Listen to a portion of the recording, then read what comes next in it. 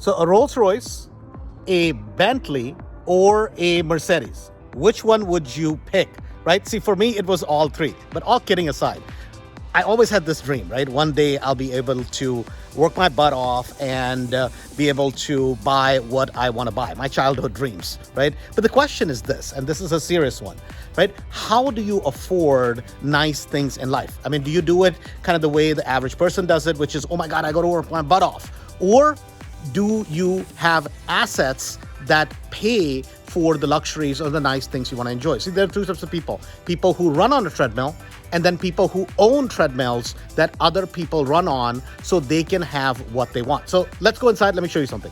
Hey guys, we're inside and we're at the Mastery Wall. And what is cool is this, right? Look at the houses that are here. See, each one of these houses, what it represents is every single house is $500 a month and more in cash flow. So how does it relate to the cars that we just looked at outside? See, there are two types of people. People who run on a treadmill to make an income to be able to pay for their lifestyles. Or you can be the person that builds wealth, which is they own assets first. And every single asset, every single month, not only goes up in value, but creates $500, $600, $700 per property. So think about it, right? If you work like the wealthy buy assets first and the assets pay for their lifestyle. So if you were to buy a Mercedes, the payment on that is going to be about $1,500, what I bought.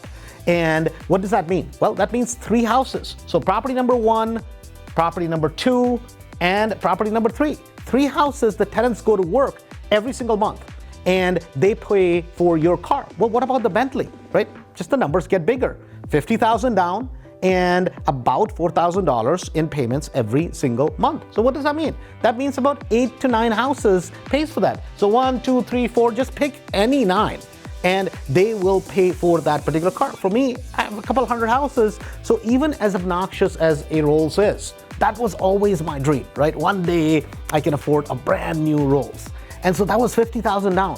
$360,000. So that means you're gonna have to have about 14 to 15 houses. The tenants will pay for your Rolls. See, who are you? Are you the person who says, oh my God, I'm gonna work all my life and keep working to pay for the luxuries that I want or to pay for the lifestyle that I want? Or are you the wealthy, smart person that's gonna buy assets first and let those assets, let the tenants pay for your lifestyle? Who are you? This is Andrew Holmes. Talk to you soon.